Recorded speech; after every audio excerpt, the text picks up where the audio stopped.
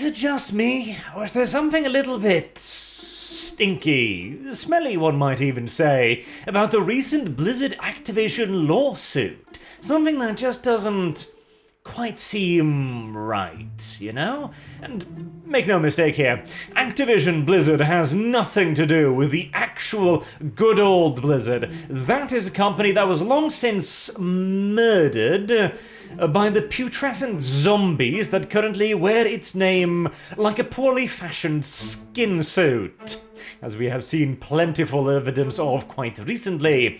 Yet, here's the thing as well, this is entirely deserved, make no mistake about that either. Activision Blizzard has been a very progressive company, and they are now being accused of sexual harassment and discrimination. This is most assuredly a bed of their very own making, and as the governmental penis makes its way towards their anus, all I can really hope for is that they squeal loudly, and for a very long time. Yet, again, let me read to you some of the stuff here from the actual lawsuit.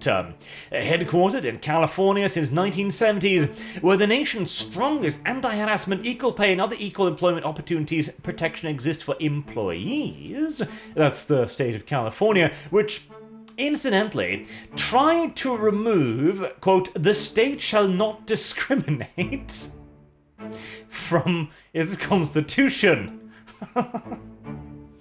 Well, California certainly does have some protections, and they might be leaning quite heavily in a certain direction, but hey, details, right? They repeat the whole stuff with women and girls now make up almost half of gamers in America. Bullshit, by the way. It very much so depends on your definition of gamers. If you include Peggle in that, sure. If you include what we would probably refer to as actual proper video games, not quite as much, but again, insignificant details. But the gaming industry continues to cater to men, even in California. Gasparuni. Sexism has plagued the male-dominant gaming industry for decades, increasingly so in recent years. So not only does gaming cater to men, disgusting, of course, but it's also sexist. Huh. I feel like I've heard of this before, haven't I? I've seen this narrative unfold on some previous occasion. There's an addendum here, number 2. What's the source for this, I wonder? The New York Times. Feminist critics of video games face threats in GamerGate. Oh yes, they bring up GamerGate in their lawsuit. What is hashtag GamerGate, and why are women being threatened about video games? Huh. What indeed is GamerGate, and why are women as a broad group being threatened about video games? I just don't know. I feel like we had a whole thing about this a while ago, but again. It also moves on to some rather interesting thing here as well. Unlike its customer base of increasingly diverse players, Defendant's workforce is only about 20% women. Oh no, they should clearly have forced more women to adopt this field of study, shouldn't they? And become professional game designers, clearly. Activision Blizzard has not done enough to force women down the correct career path. Its top leadership is also exclusively male and white. God damn it. Imagine seeing this in a legal document. Oh, the defendant both has a penis and is white, Your Honor. Please render your judgment. Why the hell is that relevant? But, of course, it is the current year, so it is. The CEO and president roles are now and have always been held by white men. And there are many other allegations as well throughout the whole thing here. Many of them less serious than others. For example, there is one segment where women have been exposed to sexual harassment. In other words, being asked on dates. Very well then. Now, to make it fair as well here, a lot of the accusations are pretty damn serious. Trading pictures of female employees from their times as a model was one. One person going around unfastening bra hooks Stuff like that. And also, apparently, the retreat where the one woman tragically took her life, the supervisor brought lubricant and a butt plug. Aha. There were problems at Activision Blizzard. This is absolutely certain. But the thing that annoys me is, look at stuff like this here. The Activision harassment suit feels painfully familiar. A complaint filed this week alleges corrosive behavior that seems increasingly endemic to the video game industry. Endemic to the video game industry. It's everywhere, it is. If the Activision Blizzard lawsuit shocks you, you haven't been paying attention. The sexist workplace culture needs to be stamped out. A bombshell lawsuit filed against Activision Blizzard by California regulators has once again forced the gaming world to publicly reckon with the long-standing issues around its exploitation and mistreatment of women. So, everybody knows about this. This is an open secret. The employees knew about this. In fact, they were staging walkouts and protests around this. The gaming press knew about this. The whole media was apparently in full and absolute in on the know.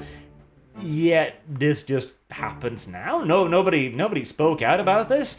All of the people who quit the company, they didn't speak about it. All of the previous leaders, they didn't see any of this. Really? And the worst part too is here. Despite this being a completely open secret, apparently, World of Warcraft production has stopped as staff call out Activision Blizzard. Activision's response to this currently taking a group of world-class developers, who took months and months to produce a tiny-ass patch, mind you, and making them so mad and traumatized they're rendered unable to keep making a great game. This has literally traumatized the development team to the point where they can't work.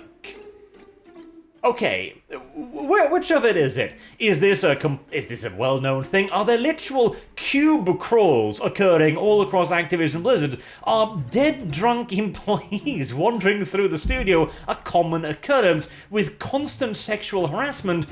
Or is this enough of a shock to make people unable to work and function?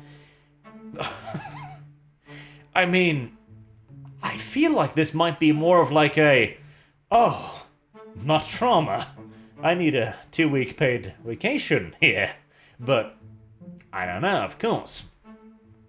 It's just such a weird thing, all of this. And there's of course also been tons of statement now by previous employees, apologies by leaders, both former and previous, etc. It's like, we should have seen this, and how didn't you? Like, if it is truly endemic, if this is everywhere, it's commonplace, and shit like trading nude pictures is common, rape jokes happens all the time. One of the complaints was that the male employees commented on women's bodies. No further comments, really. And it just, it smells, doesn't it? It feels more and more like this is actually an internal beef style of thing. Because here's the thing too. Apparently, the California agency who has launched the suit sat down with Activision Blizzard and tried to work this out with them outside of the courts. But this was either refused or it was unreasonable because Blizzard themselves state that the agency has not made any reasonable demands of them at all, really, that they could possibly, meet. So, what could they have been asking for?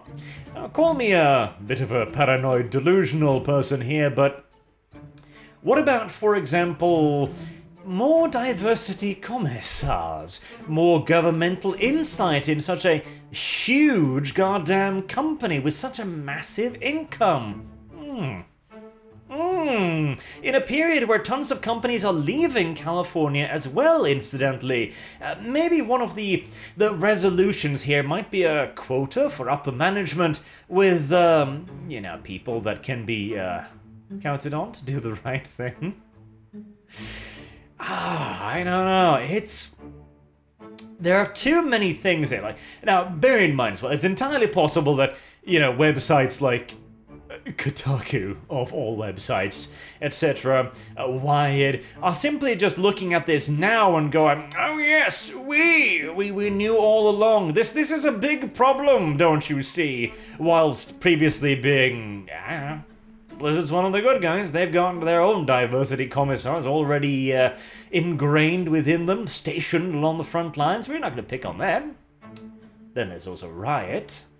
It's almost as if a company claims to be openly and actively woke, as if that opens some sort of door, almost, which can then lead to further power pushes. More and more, I'm thinking this might be less about a fratty workplace culture and more about control. Because remember as well, whilst we laugh our asses off at this, and it is, again, entirely a bed of Activision Blizzard's own making, the resolution of this is not going to be Activision Blizzard suddenly realizing, shit, this whole wokeist nonsense was a bad idea. That's not going to happen. They have, once again, made their bed a long time ago, and it'll take a lot more than this to really turn them around, as demonstrated by Riot, for example.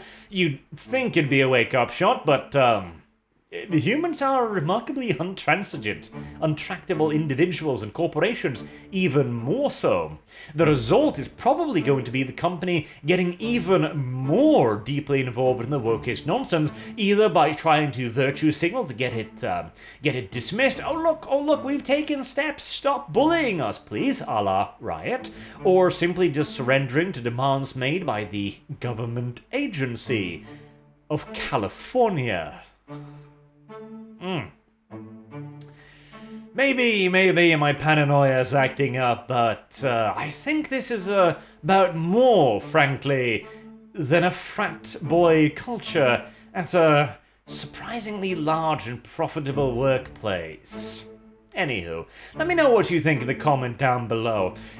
Is my tinfoil hat on a little bit too tight, maybe? Or perhaps there's a nugget of truth in this? Or perhaps it's simply just incompetence from all of the people who worked there previously, or they just didn't care. Maybe the gaming media all knew about this, but decided to protect their own until it became a little bit too big of a target. Who knows? There's just a little bit too many coinky-dinks coming together all at once here for my personal taste. Until next time, I have been Arch, thank you all very much for watching, and I hope to see you all again soon. Have a good day.